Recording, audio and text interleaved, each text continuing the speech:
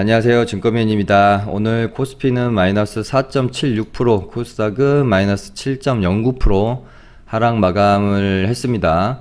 저번 3월의 폭락장을 다시 한번 상기시키는 상당히 공포스러운 장이 연출이 됐고요.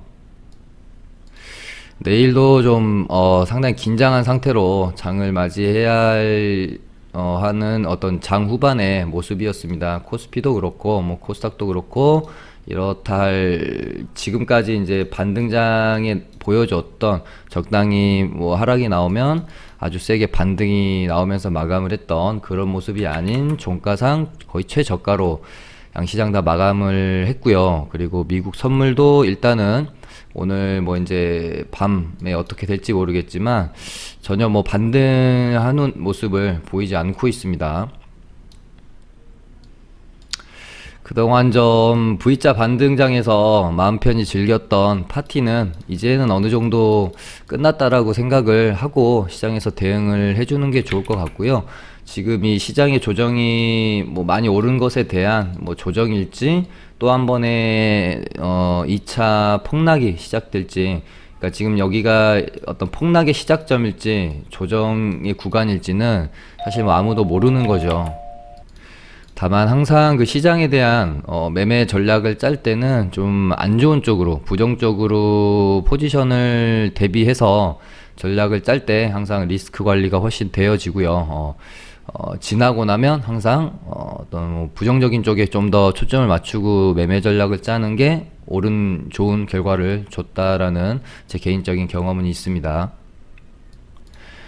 그럼 이제 시장이 하락하는 이유에 대해서는 뭐 사실상 뭐 복잡하게 생각할 건 없죠. 1번은 많이 올랐다고요.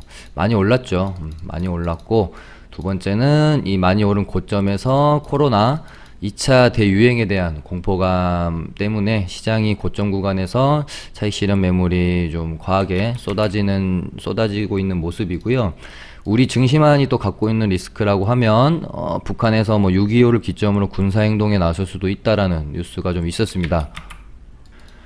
사실 시장의 어떤 고점에 대한 징후 정도는 뭐 좀 민감하게 시장을 보시는 분들이라면 어느 정도는 캐치를 하셨을 수는 있을 것 같고요. 저도 저번 주 방송에서 뭐 약간 시장 반등의 끝물에서 나올 수 있는 현상들은 어느 정도 캐치는 된다. 근데 뭐 이게 어떤 단기 조정 후에 다시 한번 제자리를 찾아가는 모습일지 뭐 폭락까지 연출이 될지는 뭐 저도 알 수 있는 부분은 아니었죠. 그러면서 어느 정도는 리스크 관리를 해놓으면서 가자라는 생각으로 저도 매매는 했지만 뭐 이런 식으로 폭락이 나와버리면 사실 뭐 손쓸 수 있는 겨를은 좀 없었다라고 봅니다.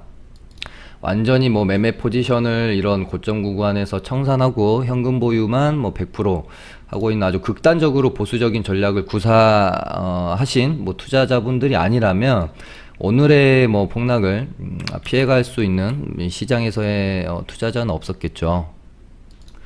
바닥 구간에서 여기까지 좀 마음 편하게 사실 반등 장세를 즐긴 만큼 이번 지금 하락에 대해서도 필히 또 겪을 수밖에 없는 과정이라고 생각을 하고 좀 견뎌내고 잘 헤쳐나가야 될 것 같습니다. 바닥권에서 이제 V자 반등이 나오는 동안에 내가 수익을 어느 정도 냈고 축적시켜 놓은 게 있다면 그 수익을 내가 하나도 뺏기지 말아야지 라는 마음으로 이제 붙들고 전략을 계시는 것보다 어느 정도는 내가 내어줄 부분은 내어주겠다라는 마음으로 이번 조정에 어느 정도 그래도 이제 리스크 관리는 좀 해놓고요 보시는 게 현명한 전략이라고 생각이 되어집니다. 저희 리딩반도 4월 뭐 폭락장 이후에 4월, 5월 좋은 수익을 냈고요. 6월도 뭐 스타트가 괜찮아서 누적 수익을 잘 쌓아가고 있었다가 뭐 저희가 이제 좀 물려서 갖고 있던 것들 더 버티기는 좀 힘들 것 같다라고 생각을 하고 정리를 좀 해버렸어요. 저희 리딩반 매매한 거 잠깐 보고 넘어가도록 하겠습니다. 일단 이제 부국철강을 저희가 요때쯤에 매수가 들어갔습니다. 이때 당시에 이제 조선주 및 철강주들이 카타르바 LNG 사업 23조 원 잭팟 소식에 이때 당시에 이제 죄다 좀 급등을 했고요. 보고 있다가 저도 부국철강이 눈에 좀 들어왔었어요. 그래서 121선을 한번 이때 맞고 떨어졌다가 이때 한번 뚫어놓고 조정의 구간에서, 그러니까 한번 슈팅이 나왔다가 조정의 구간에서 요 가격대를 이탈하지 않는 모습. 그래서 얘는 뭐 떨어져 봐야 여기 121선을 재이탈하는 모습보다는 상방으로 한번 틀어주는 흐름이 나오지 않을까 하고 요때 접근이 들어갔으나 뭐 재료 자체도 반짝하고 좀 죽는 느낌이 강했죠. 그러고 나서 121선 이탈하고 흘러내리는 모습이었고요. 조금 이제 버텨봤습니다. 요 정도 가격대까지는 한번 버텨볼까 고민을 하다가 오늘 시장이 무너지는 모습에 얘가 갖고 있는 이제 재료 자체도 시장을 이겨내고 반등이 나올 만한 재료가 아니었기 때문에 야, 이거는 좀 뭐 손절 처리를 하는 게 낫겠다라고 생각이 들어서 요때 이제 매수한 부분을 오늘 좀 손절 정리를 하고 나왔고요. 그 다음에 한국전자인증 이제 공인인증 폐지 관련 테마로 시세를 한번 낸 이후에 어떤 그 가격을 방어하는 흐름이 요 구간에서 나온다라고 좀 판단을 했고요. 이렇게 되면은 21선이 요렇게 이제 올라왔고 한번 대시세를 냈던 때문에 기술적 반등의 개념으로 요 구간에서는 한번 반등을 줄 수 있지 않겠느냐라고 봤는데 반등이 나오지 않고 얘도 21선을 좀 깨고 흘러내리는 모습이었죠. 근데 조금 안타까운 거는 뭐 한국 공인인증 폐지 관련주들이 여러 종목이 있었고요. 얘네 같은 경우는 확실히 내가 대장이야 라고 하는 느낌보다는 상당히 뭐 돌려가면서 반등이 나왔던 종목들이라서 저도 한국 정보인증 이랑 뭐 한국 전자인증 요런 뭐 이렇게 종목들을 놓고 고민을 좀 했었어요. 근데 한국 정보인증을 만약에 똑같은 매매잖아요. 똑같은 매매지만 눌림에서 21선 눌림목으로 한국 정보인증을 공략했다면 아마 수익을 좀 내고 나올 수 있었겠죠.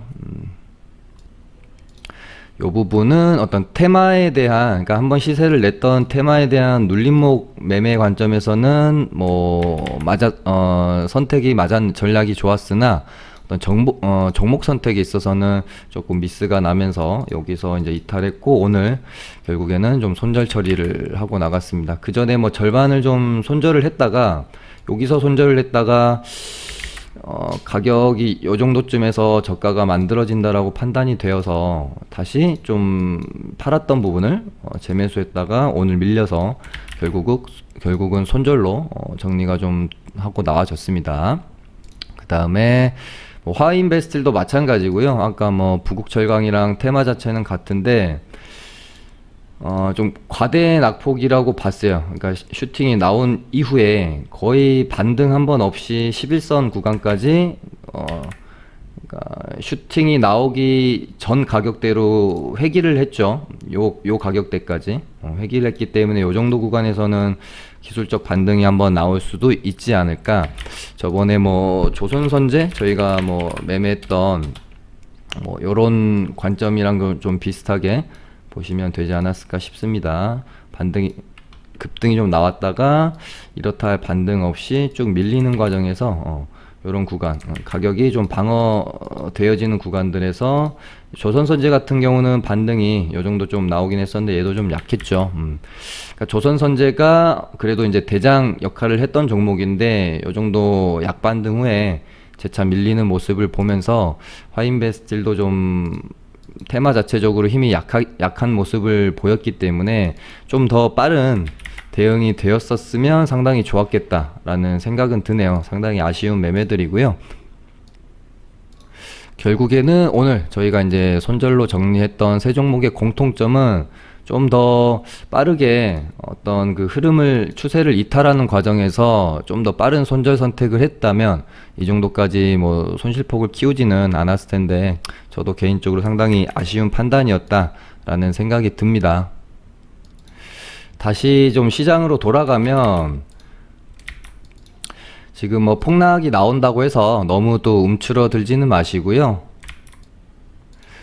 저희 이제 리딩반도 상당히 그 여러 번의 폭락장을 다 견뎌내고 지금까지 이제 매매를 하고 살아남아 왔기 때문에 저번 3월의 폭락장을 다시 한번 저희가 뭐 이제 교훈 삼아서 저희도 뭐 3월 폭락장 때 손절이 상당히 있었습니다. 뭐 이런 식으로 있었지만 뭐 저랑 이제 같이 리딩 하시는 회원님들은 아실 거예요. 폭락 이후에는 혹은 뭐 폭락으로 인한 큰 손실 이후에는 항상 그것을 또 상회하는 수익이 있었다라는 것을 잊지 마시고, 다만 내가 뭐 이제 어떤 그 폭락으로 인한 큰 손실 이후에도 빠르게 회복할 수 있는 그 원동력은요, 결국은 과감한 손절로 인한 빠른 현금화, 그리고 이렇게 현금화를 시켜 놓은 걸로 물려 있는 거 그냥 쳐다만 보는 게 아니라 시장에서 아무리 폭락장이어도 오르는 종목은 있기 때문에 또 수혜받는 종목들이 있고요.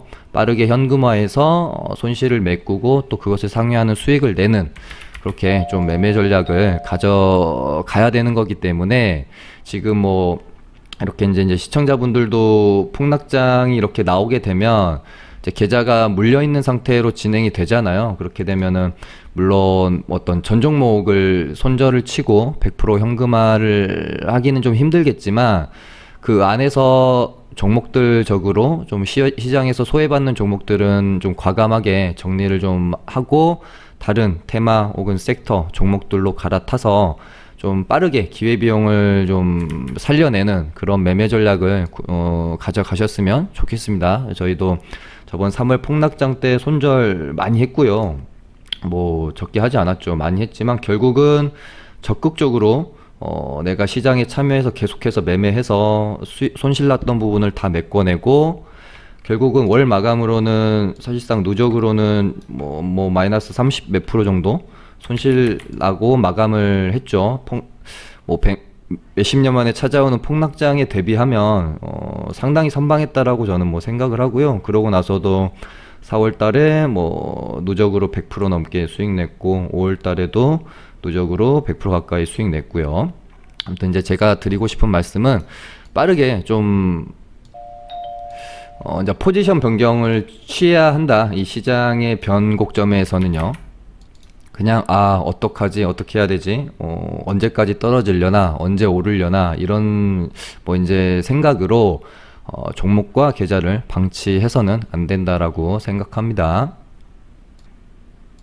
이 손절이라는 것은 뭐 초보분들, 중수분들, 고수분들 할 거 없이 정말 다 힘듭니다. 모두에게 힘든 일이고요. 하지만 이 손절을 할 수 있는 사람과 손절을 하지 못하는 사람의 차이는, 이 내가 손절을 하고 나서 빠르게 수익을 회복할 수 있다라는 어떤 자신감의 차이가 아닌가, 저는 그렇게 생각이 들어요. 저는 뭐 아주 오랫동안 시장을 겪어왔고 빠르게 또 탄력적인 종목으로 갈아타서 수익을 낼 수 있는 자신이 있기 때문에 뭐 손절을 그렇게 두려워하지 않고요. 그리고 특히 단기 매매자라면, 트레이더라면 빠르게 변하는 시장 안에서 기회비용을 최대한 살려내야 된다라고 생각합니다. 그렇다면은 시장을 한번 살펴볼게요. 오늘 이제 뭐 방산주이기도 하고요. 원래 예전에는 그냥 방산주의 개념이 강했는데 최근에는 뭐 따로 뭐 북한 이슈가 아니더라도 시장이 약세를 보이면 상당히 강한 모습을 보여주는 뭐 이제 시장과 좀 거꾸로 가는 뭐 인베스의 성격을 상당히 많이 갖게 된 종목이라고 볼 수 있겠고요. 빅텍이랑 오늘 스페코도 상을 갔죠. 시장도 폭락이 내리고 북한에서도 뭐 이제 이슈가 있었기 때문에 오늘 뭐 강할 수밖에 없는 종목이었고 계속해서 지켜봐야 되겠죠. 그 다음에 예전에 시장이 좀 내리면 인버스 성격을 좀 가졌던 종목이 그 금값 관련주였던 엘컴텍이 있었는데요. 오늘 뭐 아주 그냥 양봉 정도 만들어내고 끝내는 모습이었네요. 인버스 성격 가진 종목으로는 빅텍 공략을 뭐 하실 분들은 좀 매매를 하시면 좋을 것 같지만, 뭐 종목 자체가 오버나잇을 하기에는 좀 부담스러운 측면이 있어서 장중 매매 정도로만 접근을 하시는 게 좀 괜찮지 않을까 싶고요. 그다음에 SK 바이오팜 상장 관련해서 원래 이제 대장이었던 SK 바이오랜드가 대장주에 어떤 그 반열에서 내려온 다음에 그 SK 바이오랜드의 대장 자리를 SK 뭐 디스커버리나 SK 같은 종목들이 좀 이어받게 되면서 디스커버리가 오늘은 상한가를 마감을 했습니다. 장중에 시장이 폭락을 하면서 오늘 대체적으로 다 상한가 갔던 종목들이 중간에 좀 많이 풀렸었습니다. 근데 결국은 마감을 시키는 모습이었고요. 오늘 장중에 안 풀리고 아주 굳건히 상한가를 닫았던 종목이 RF텍이고요. 뭐 이제 뭐 벌꿀에서 보툴리눔 균주를 추출했다라는 소식에 좀 상한가를 갔는데 뭐 자세한 어떤 내용에 대해서는 저도 좀 처음 접하는 내용이라서 공부를 해볼 필요가 있을 것 같아요. 그리고 오늘 뭐 장중에 역시 좀 제약바이오 쪽이 강했고요. 오늘 파맵신 좋은 뭐 급등이 있었고, 신풍제약도 장중에 거의 뭐 고가가 26% 정도까지 좋은 반등이 나왔었습니다. 최근에 보면 신풍제약이랑 좀 부강약품이 같이 좀 움직이는 모습은 보이지만 신풍제약이 훨씬 좀 강하네요. 아무튼 이제 시장이 만약에 이대로 어떤 조정 구간에 들어간다거나 추가 하락이 나왔을 때 내가 어떻게 포트폴리오 조정을 해야 될까라고 생각을 했을 때 그러니까 시장이 오늘같이 폭락이 나오면 어떤 종목을 사도 사실은 수익 내기가 쉽지는 않죠. 근데 그럼에도 불구하고 저희는 이제 매매를 계속 해야 되기 때문에 어떤 테마와 섹터를 관종으로 삼아야 될지 고민 일단 이제 해야 되겠죠. 그럼 당연히 저는 계속해서 이제 코로나 관련주를 좀 눈여겨 봐야 된다고 생각을 하고요. 치료제 쪽이랑 제가 오늘 종목들 중에 가장 원픽으로 보고 있었던 시젠 비롯해서 진단키트 관련주들 보시면 좀 좋을 것 같아요. 시젠 같은 경우는 저희가 오늘 시장 폭락할 시젠을 저희가 가지고 있다가 저번주 금요일날 익절을 하고 나왔고 재매수 타점을 보고 있었거든요. 그래서 얘도 시젠도 최근에 보면 시장 안 좋을 때 상당히 강한 모습을 보이는 종목 중에 하나입니다. 시장이 지금 폭락을 하는 이유 자체가 코로나 2차 대유행에 대한 어떤 공포감이기 때문에 그 중에서도 시젠이 상당히 흐름을 견고하게 만들어 가고 있다고 생각을 하고 있었고요. 저희 리딩방 같은 경우는 오늘 시장 폭락할 때 시젠을 좀 매수를 했습니다. 일단 시간에서 3% 정도 이제 조금 상승을 하고 있는데요. 얘 같은 경우는 갭을 좀 많이 뜨면 다음날 갭을 유지하지 못하고 좀 밀리는 모습을 좀 많이 보였는데 내일은 조금 분위기가 다를 수는 있습니다. 어떻게 될지 한번 봐야 될 것 같고요. 정말 이렇게 이제 시장이 약세장 하락장으로 돌아서게 되면 진짜 이제는 우리가 종목 선정에 있어서 더욱더 신중하고 정말 강한 놈, 이제 테마의 대장 말고는 좀 웬만하면은 접근을 하지 않는 강한 놈만 정말 골라서 패하겠다라고 생각을 하면서 시장에서 이제 매매에 좀 참여를 하시는 게 좋을 것 같아요. 시젠뿐만 아니라 지금 진매트릭스나 EDGC도 그렇고 진단키트 쪽들이 지금 시간에서 상당히 괜찮네요. 그래서 저도 이제는 코로나 관련주 중에서도 아까 다시 이제 말씀드린 것처럼 진단키트랑 치료제 쪽으로 아주 집중해서 좀 봐야 될 것 같습니다. 그 다음에 아까 잠깐 봤던 SK 바이오팜 상장 재료로 좀 좋은 모습 보고 있는 SK 그룹주들, SK 디스커버리랑 SK 요렇게 좀 관심 종목으로 놓고 보면 될 것 같고요. 지금 SK도 시간에서 상당히 좋은 모습 보여주고 있네요. 지금 말씀드리는 동안에 반등이 조금 다행히 아까 저희 장 마감할 때가 마이너스 3.2% 정도 됐었으니까 살짝 나오고는 있고요. 다시 이제 시장으로 돌아가 보면 정말 기가 막히게 딱 전고점 구간에서 종가가 마감이 됐어요. 요때 요 저항 구간을 뚫어내고 요때 한번 지지가 있었죠. 그리고 나서 오늘 이제 두 번째 지지 구간에 와 있는데 내일 좀 여기를 지지하고 단기 조정으로 끝나는 흐름이 나오길 저도 정말 간절히 바라고 있습니다.